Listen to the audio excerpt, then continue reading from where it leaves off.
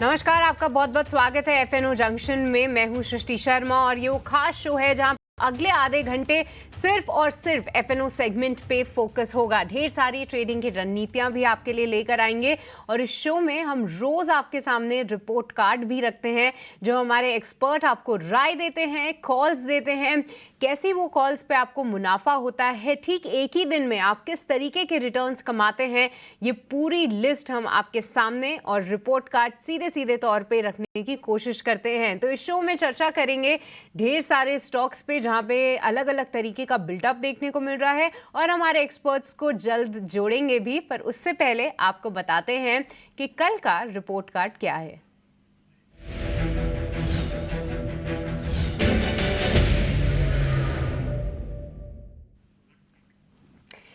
तो कल आपको याद होगा ठीक 12:30 बजे हमारे एक्सपर्ट विनय रजानी हमारे साथ जुड़े थे और उनकी ढेर सारी कॉल्स थी। 5 कॉल्स जो है उन्होंने दी थी और काफ़ी अच्छे रिटर्न्स जो हैं उसमें आपने कमाए होंगे। आईसीआईसीआई बैंक पे विनय रजानी की कॉल थी जहां पे 2% के रिटर्न्स मिले हैं।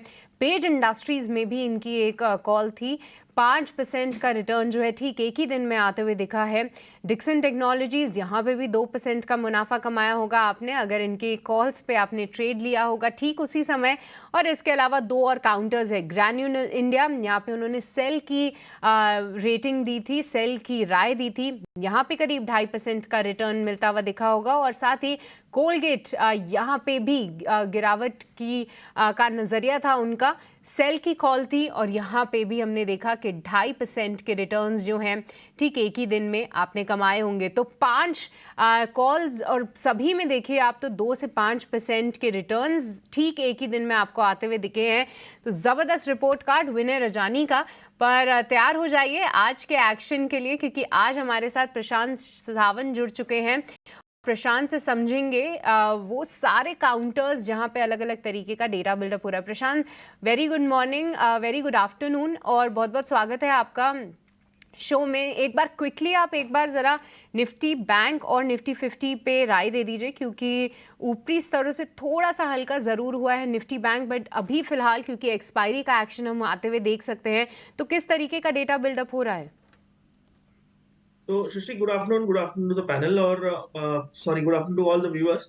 यहाँ पे एक चीज जो क्लियर कट नजर आ रही है वो ये है कि जब तक निफ्टी के फ्यूचर्स है वो ऑलमोस्ट हम मान के चलेंगे 22,800 के ऊपर नहीं जाके सस्टेन नहीं करते, यानी कम से कम 15-20 मिनट के लिए, तब तक कोई बड़ी मूव आएगी नहीं। तो मुझे लग रहा है कि आज की एक्सपायरी जो है वहां दोपहर को अगर कोई स्पाइक आए तो ठीक है, बट अदरवाइज मुझे टोटली लैक लस्टर लग रही है, यानी कोई मुझे यहाँ पे ऑप्शंस में काम करने लायक लग नहीं रही है। तो मेरे हिसाब से निफ्टी में सिर्फ जो एग्जिस्टिंग लॉन्ग्स होल्ड करके उनको स्टॉप लॉस रखना होगा। पोजिशनल तो वही लेवल है 22,500 का, वो जब तक इंटैक्ट है मुझे लग रहा है कोई दिक्कत नहीं है। और शॉर्ट टर्म के हिसाब से 22,650 675 के बीच में depending on your risk appetite आप स्टॉप लॉस रख सकते हो। ओवरऑल मुझे लग रहा है कि कंफर्टेबली अगर 22,800 क्रॉस हो जाए तो हम फ्यूचर्स की बात करें 22,900 तक जा सकते हैं। तो ये लेवल पे आप ये लेवल के हिसाब से आप ट्रेड प्लान कर सकते हो। और डाउन साइड में से मैंने कहा कैप कर दीजिए 22,700 680 75 के आसपास। बट इसके सामने मैं जब बैंक निफ्टी देख रहा हूँ तो बैंक निफ्टी के फ्यूचर्स कल एक हाई बना था 49,050-80 के बीच में। मुझे लग रहा है कि उसके ऊपर अगर हम निकलते हैं, यानी 49 120 125 के ऊपर अगर फ्यूचर्स निकल जाए तो यहाँ पे डेफिनेटली एक हाई कन्विक्शन बाय हो सकता है, जहां हम स्टॉप लॉस रखेंगे करीबन 48,700 600 के बीच में और टारगेट स्ट्रेट रखेंगे हम 49,700 49,800 तक का। तो बैंक निफ्टी में एक ट्रेड ट्रिगर हो सकती है एक स्पेसिफिक लेवल के ऊपर। निफ्टी मुझे लग रहा है रेंज बाउंड ही रहेगा। ठीक है, तो निफ्टी के बजाय बैंक निफ्टी पे ज़्यादा भरोसा है। 49,000 वो एक बेंचमार्क लेवल है जहां से अगर ऊपर निकले तब आपको जो है यहाँ पे एक ट्रेड लेना है, उसके बाद जो टारगेट्स खुलेंगे।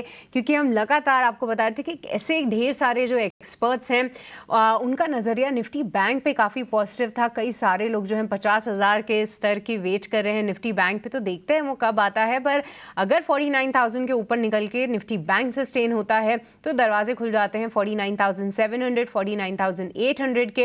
यहाँ पे स्टॉप लॉस ज़रूर लगाइएगा 48,700 का।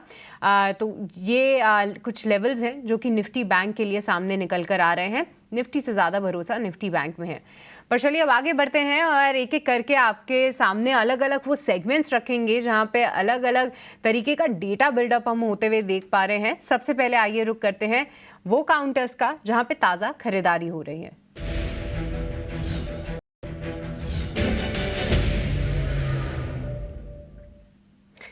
ओके, तो यहाँ पे जो दो काउंटर्स क्लियरली सामने आ रहे हैं प्रशांत, वो है वेदांता, जहाँ पे देखिए कई समय से मेटल्स में एक अच्छा एक्शन था, बढ़िया ब्रेकआउट 280 के पास इसने दिखाया और फिर ये काउंटर रुकने का नाम नहीं लिया। आज भी देखिए लगभग 8% की तेज़ी हो गई है वेदांता में।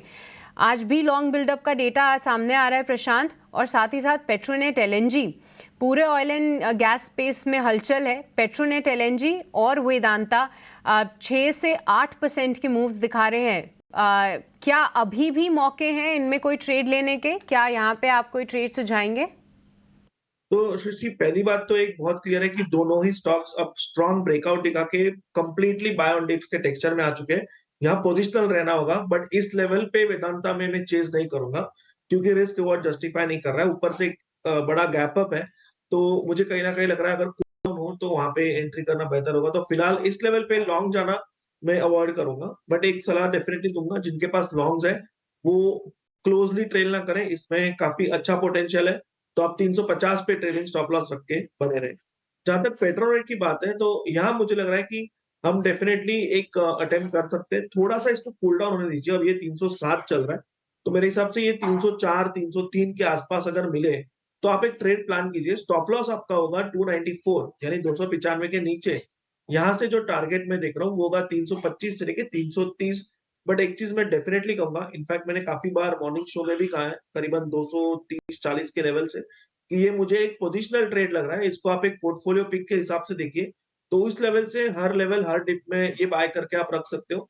पोजिशनली अगर बात करें, जब तक ये अभी 280 के ऊपर क्लोज ना हो, 280 के नीचे बिल्कुल ये ट्रेंड बरकरार रहेगी और इसमें हर डिप ऐड होगी। बट जैसे मैंने कहा, ट्रेडिंग के हिसाब से 303-4 के बीच में लीजिए, 294 स्टॉप लॉस, 325 का टारगेट। ठीक है, तो 303 और 304 के बीच में पेट्रोनेट एलएनजी में आपको ट्रेड लेना है, क्योंकि जहाँ तक मैं चेक कर पा रही थी पेट्रोनेट एलएनजी का जो लॉट साइज़ है वो भी काफ़ी बड़ा है, तो उसको भी एक बार ध्यान में रखिएगा। थोड़ा सा नीचे आए 3-4 रुपये नीचे, उसके बाद एक एंट्री लीजिए और उसके बाद टारगेट्स आप ज़रूर ध्यान में रखिए 325 और 330 के। यहाँ पे स्टॉप लॉस 294 का आ रहा है और साथ ही वेदांता पे भी राय दी। पर आज कुछ काउंटर्स ज़रूर हैं जहाँ पे शॉर्ट कवरिंग का ज़बरदस्त सहारा मिल रहा है, क्योंकि मेटल्स में तेज़ी है। वेदांता की हमने बात की, पर आप देखिए एनएमडीसी, ये काउंटर है जहां पे शॉर्ट कवरिंग के चलते बढ़िया मूव है। यहां पे लगभग हम 5% की तेज़ी देख पा रहे हैं, माफ़ कीजिएगा 6% की तेज़ी हो चुकी है इस काउंटर में। और दूसरा एक काउंटर है कंटेनर कॉर्पोरेशन, यहाँ पे भी देखिए कुछ ब्रोकरेजेस के रेडार पे भी था, पॉजिटिव ब्रोकरेज रिपोर्ट्स आई, 5% की तेज़ी अब कॉनकॉर में है। प्रशांत, दोनों ही काउंटर्स को आप यहाँ कैसे देख रहे हैं और क्या करना चाहिए इनमें? जी सृष्टि, मेरे हिसाब से दोनों को बाय कर सकते हैं। थोड़ा सा एनएमडीसी रेजिस्टेंस पे आया है, बट मुझे लग रहा है वॉल्यूम को देखते हुए हम तो रिस्क ले सकते हैं। अभी हम 242 पे ट्रेड कर रहे हैं, 236 पे स्टॉप लॉस रखेंगे, 236, और आपका टारगेट होगा करीबन 254 से लेके 255, 255 के आसपास। और जहां तक कॉन्कॉर की बात है, तो यहाँ मुझे लग रहा है कि आप कंफर्टेबली स्टॉप लॉस रख सकते हो। आइडियल स्टॉप लॉस 940 का होगा, बट वो रिस्क के हिसाब से बहुत बड़ा हो जाता है। तो आप स्टॉप लॉस रखिए 958, यानी 960 के नीचे 958, और आपका टारगेट यहाँ से रखिए 995 का, 995।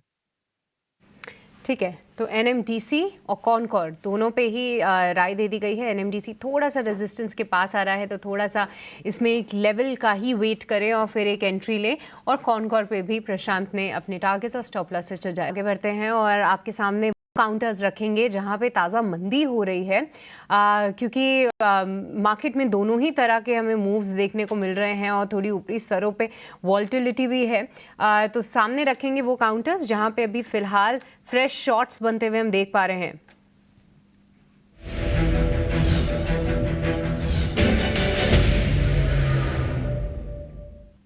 ठीक है, तो फ्रेश शॉट्स की जो लिस्ट है उनमें कुछ काउंटर्स आपकी स्क्रीन पे हैं, डिवीज लैब और साथ ही बॉश। यहाँ पे फ्रेश शॉट्स हैं और एक और काउंटर हाईलाइट करना चाहूँगी, वो है सिप्ला, क्योंकि सुबह के शो खरा सौदा में हमने आपको राय भी दिलवाई थी जब ये काउंटर जो है लगभग 0.5% की गिरावट दिखा रहा था, और अब देखिए निफ्टी के टॉप लूजर में ये शामिल है, लगभग 0.25% की गिरावट आपको सिप्ला के काउंटर में दिख रही है। प्रशांत, कैसे देखा जाए ये फार्मा स्पेस में जो थोड़े से नए शॉट्स बन रहे हैं, डिवीज लैब और सिप्ला, क्या यहाँ पे आपको लगता है कमजोरी और भी गहरा सकती है जिस तरीके का डेटा बिल्डअप हो रहा है? क्योंकि डिवीज लैब हाल फिलहाल काफी ऊपर भी गया था, ब्रोकरेजेस की पॉजिटिव रिपोर्ट थी उसके चलते, पर फार्मा स्पेस में तो एक बड़ा अंडर परफॉर्मर रहा है। पर सिप्ला क्या कुछ रिवर्सल्स के संकेत दे रहा है? आपकी क्या राय रहेगी इन दोनों काउंटर्स में? तो यहाँ पे सृष्टि, अगर हम देखें सिप्ला को, तो इसके हायर टाइम फ्रेम्स काफी बुलिश है और ये एक अच्छे सपोर्ट पे आ रहा है। वो सपोर्ट है करीबन 1400 से लेके 1410। तो मैं वहां पे अगर आने के बाद कोई बुलिश अपॉर्चुनिटी मिले, बुलिश इंडिकेशन मिले, तो बाइंग की राय रखूंगा। बाइंग के लिए अपॉर्चुनिटी ढूंढूंगा कि मैं एक स्ट्रॉन्ग स्टॉक को 1 दिन या 2 दिन की मुंह पे शॉर्ट नहीं करना चाहूंगा, मैं वेट करूंगा। तो इसको शॉर्टिंग लिस्ट से हटाना चाहिए। डीवी फ्लैप अगर हम देखें, तो इसके आज जो निचले लेवल से बहुत ही स्ट्रॉन्ग बाइंग आई है, तो इसको भी ड्रॉप करना चाहिए। बट अगर हम बॉश को देखें, तो ये डेफिनेटली यहाँ पे हम एक शॉर्ट अटेम्प्ट कर सकते हैं। अभी हम करीबन 29,700 730 के आसपास ट्रेड कर रहे हैं और जो आज का हाई बना हुआ है वो है करीबन 30,300। तो मेरे हिसाब से इतना बड़ा स्टॉप लॉस तो रख नहीं पाएंगे आप। एक 30,000 के जस्ट ऊपर, यानी 30,050 30,100 30,100 के आसपास स्टॉप लॉस रख के एक शॉर्ट ले सकते हो। आपके जो टारगेट आने चाहिए वो करीबन आने चाहिए 28,800 तक, 28,800। ठीक है, तो डिवीज लैब और सिप्ला यहाँ पे आपको राय दी गई, और साथ ही बॉश यहाँ पे भी जिस तरीके का डेटा बिल्डअप हो रहा है उसको लेकर भी आपको प्रशांत ने लेवल्स हाईलाइट किए। पर अब आपको बताते हैं वो कुछ काउंटर्स जहाँ पे लॉन्ग्स जो हैं अनवाइंड हो रहे हैं, और उन लॉन्ग अनवाइंड के काउंटर्स भी हम आपके सामने रखेंगे। और कुछ काउंटर्स जो कि सामने आ रहे हैं प्रशांत, वो हैं इन्फो एज और हिंदुस्तान कॉपर। हालांकि हिंदुस्तान कॉपर में आज सुबह के सत्र में एक अच्छा एक्शन ज़रूर था, बट जो ये रिवर्सल है इसको किस तरीके के से देखना चाहिए, और इन्फो एज पे क्या रहा है, क्योंकि यहाँ पे भी एकाएक करके 2% की गिरावट आई है। कैसे देखा जाए, क्या यहाँ पे कोई ट्रेड सुझाएंगे आप? जी, पहली बात तो हिंदुस्तान कॉपर में मेरे हिसाब से शॉर्टिंग के बारे में सोचना भी नहीं चाहिए। मैंने चेक नहीं किया ये बैन में है या नहीं, पहली बात। बट मैं अगर कैश के हिसाब से बात करूं, तो यहाँ पे आपको अगर कोई भी डिप मिले 340-35 के जोन में, तो वो बाइंग अपॉर्चुनिटी होगी पोजिशनली। अभी जिनके पास लॉन्ग है उनको ट्रेल करना होगा करीबन 345 347 का स्टॉप लॉस रख के। बट शॉर्टिंग बिल्कुल भी नहीं होनी चाहिए। और जहां तक इन्फो है यानी नौकरी.com की बात है, यहाँ एक हायर लेवल्स पे प्रॉफिट बुक हो रहा है। तो यहाँ भी सेम राय होगी कि अगर डिप आए, बहुत ही स्ट्रॉन्ग मूव इस बैंक, वॉल्यूम बैक, तो ट्रेंड के अगेंस्ट जाना मैं प्रेफर नहीं करता हूँ। बेटर होगा कि इसमें डिप के लिए वेट करें। जिनके पास ये स्टॉक है वो क्लोजली ट्रेल करके प्रॉफिट बांध सकते हैं। अभी हम 6,100 के आसपास ट्रेड कर रहे हैं। आप करीबन 6,070 पे बहुत नजदीक ट्रेडिंग स्टॉप लॉस रखो, ताकि आपके प्रॉफिट्स यहाँ पे बुक हो जाए। ठीक है, 6070 एक लेवल है जो कि आपको वॉच करना है। एक बार इन्फो एज का टारगेट आप फिर से बता पाएंगे प्रशांत? जी, शिष्ट मैंने कहा सिर्फ एग्जिस्टिंग लॉन्ग्स ट्रेल कीजिए 6,070 से। यहाँ पे फ्रेश शॉर्टिंग या बाइंग की रिकमेंडेशन मैं इस लेवल पे नहीं दूंगा। अच्छा, ठीक है।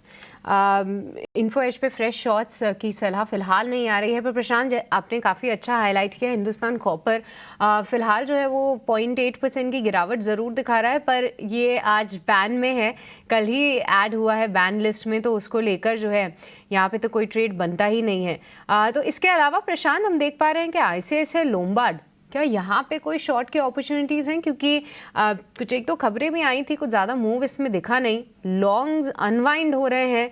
क्या ये वीक लग रहा है आपको काउंटर ICICI लोम्बार्ड?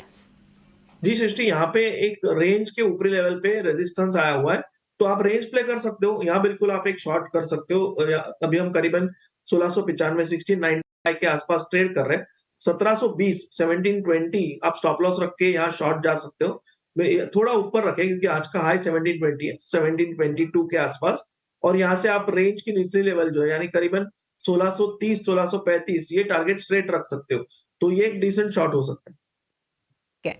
तो आईसीआईसीआई लोम्बार्ड यहाँ पे एक डिसेंट शॉट हो सकता है।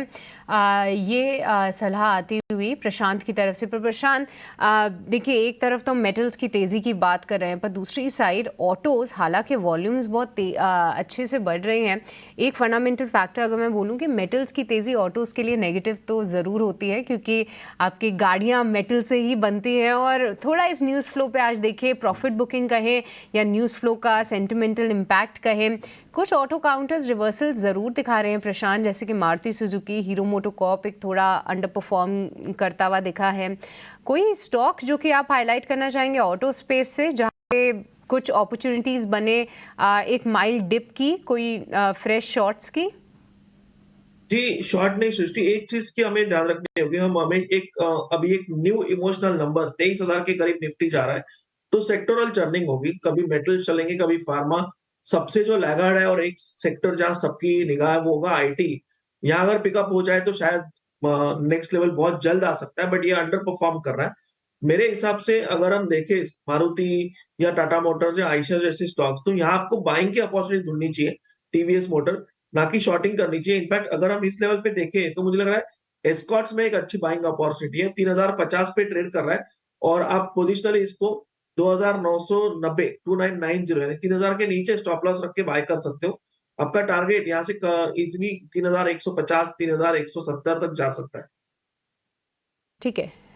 तो यहाँ पे आपके लिए राय पर एक और खेमा प्रशांत, जहाँ पे ऐसा लग रहा है कि तेज़ी दिख सकती है, और किस तरीके का डेटा बिल्डअप हो रहा है, क्या लेवल्स ध्यान में रखे, आपसे राय लेंगे। वो है एचपीसीएल, जो क्रूड में नरमी आई है थोड़ी सी, सभी ऑयल एंड गैस के काउंटर्स जो हैं उछाल दिखा रहे हैं। हमने पेट्रोनेट एलएनजी की बात तो की ही आपसे, पर आज एचपीसीएल, बीपीसीएल ये अच्छी तरीके से ऊपर जा रहे हैं। क्या एचपीसीएल आपको फिर से लग रहा है कि एक बड़े ब्रेकआउट की तैयारी दे रहा है?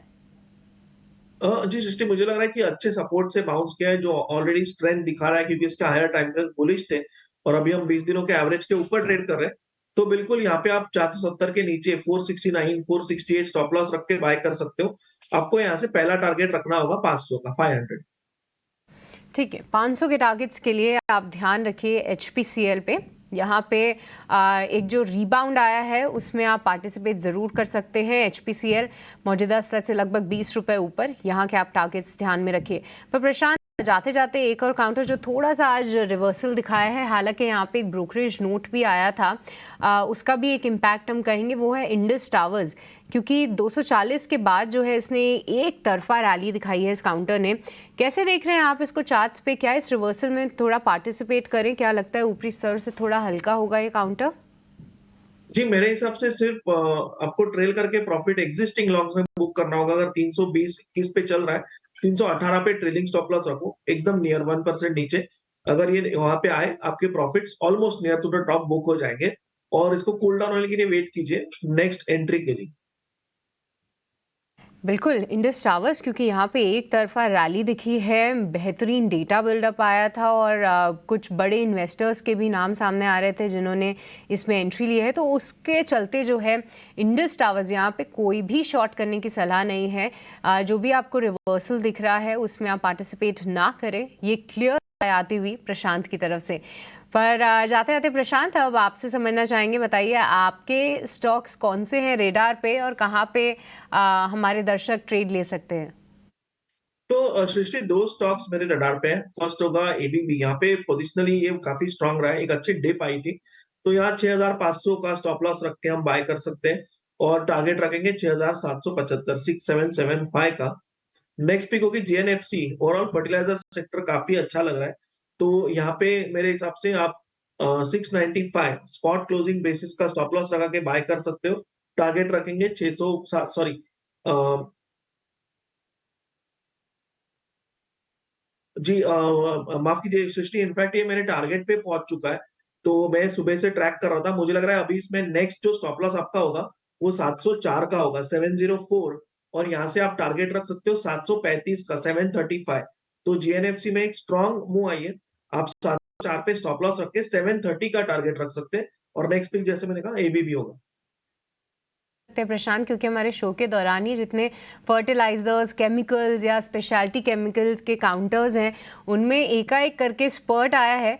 तो जीएनएफसी आप कह रहे हैं कि आपकी कॉल थी और टारगेट्स ऑलरेडी के पास ही है, तो पर फिर भी जीएनएफसी जो उससे टारगेट और स्टॉप लॉसेस हैं वो आपकी स्क्रीन पे दे दिए गए हैं, साथ ही एबीपी इंडिया यहाँ पे भी आप ध्यान ज़रूर रखिए। पर जाते जाते प्रशांत, एक और काउंटर जिस पे क्विकली आपसे टेक लेना चाहूँगी वो है सन टीवी। एक बढ़िया इस पे एक रीबाउंड हमने आते हुए देखा, थोड़ा सा अंडर परफॉर्म ज़रूर कर रहा था ये काउंटर, बट जिस तरीके का आज उछाल है 6% का, कैसे देख रहे हैं आप सन टीवी को?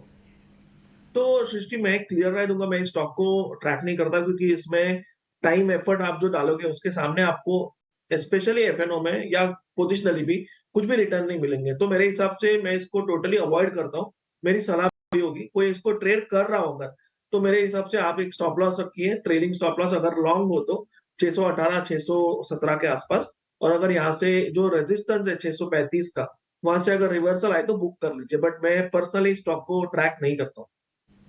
ठीक है, पर्सनली ट्रैक नहीं करते हैं, पर लेवल्स फिर भी प्रशांत ने आपके लिए निकाले और उनको सामने रखा। तो सन टीवी पे भी जो प्राइस एक्शन है उसको ज़रूर नोट डाउन कर चुके हैं।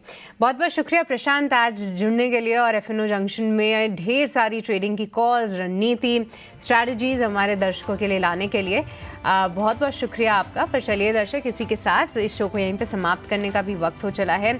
जाते जाते क्विकली एक बार मार्केट का आपको अपडेट दे दे, क्योंकि आज एक्सपायरी एक्शन भी है, पर बहुत ज़्यादा इंडेक्स पे हम चेंज नहीं देख रहे हैं। चेंज हुआ है वो है निफ्टी के गेनर्स में, जहां पे यूपीएल अब इसको लीड करता हुआ नजर आ रहा है। सुबह संजीव भसीन ने भी इस पे कॉल दी थी। 3% की तेजी जो है यूपीएल का काउंटर आ रहा है। साथ ही बीपीसीएल, कोल इंडिया निफ्टी के टॉप गेनर्स में शामिल है। पर इसी के साथ शो को यहीं पे समाप्त करेंगे। मुझे दीजिए इजाजत, पर आप कहीं मत जाएगा, मार्केट से जुड़ा पूरा एक्शन ईटी नाउ स्वदेश पे ऐसे ही बरकरार रहेगा। नमस्कार।